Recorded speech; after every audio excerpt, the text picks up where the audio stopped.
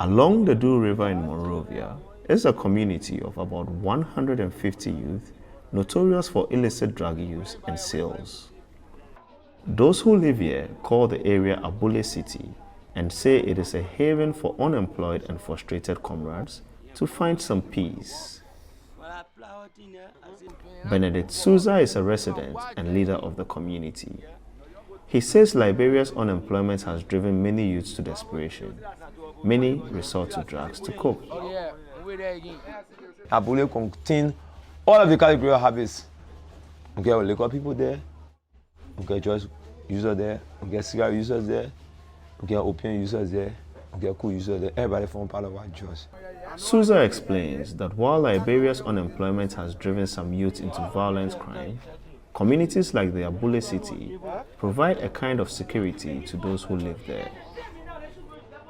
We don't allow intruders, much like criminals, to come into our midst because you have the community dwellers, it's resting upon us. We agree, these are hard substances that we didn't supposed to do, but because of situations where it's providing solutions, we do it. But now we're standing still. The community understands we are there doing it and know that we are not bad people and will never be bad people. A 2023 report by the Global Action for Sustainable Development says there are 866 ghettos like the Abule City in Liberia's capital alone.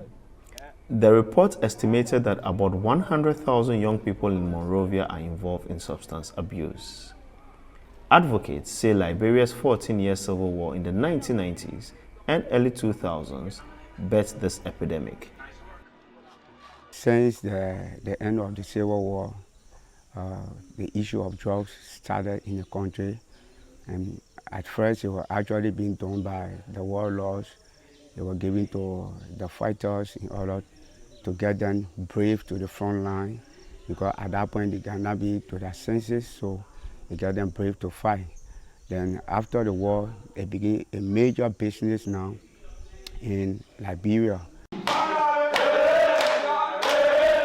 The Network for Empowerment Progressive Initiatives is a donor-funded nonprofit that uses trauma therapies and cognitive behavioral therapies, CBTs, to help more than 500 former child soldiers adapt into society after the Civil War.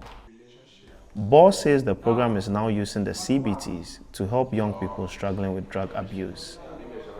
There are some that are carrying weapons.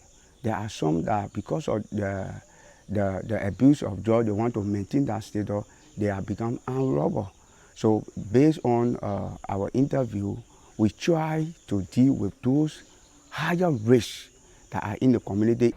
Substance abusers are admitted to the program for 8 weeks, undergoing counseling and therapies that include life skills, training, and support for resettling. When they graduate from the training session, they do not have place somewhere good or safe to go. Those are some of the things we get involved to find a family member and tell them about the importance of accepting the back in their home. NEPI graduated 314 drug-using youths from its first cohort in August, supporting them with funds so they can re-enter society. With support from former child soldier volunteers, they say they hope to tackle substance abuse in Liberia, one group of graduates at a time. Sana Anutod, VOA News, Monrovia.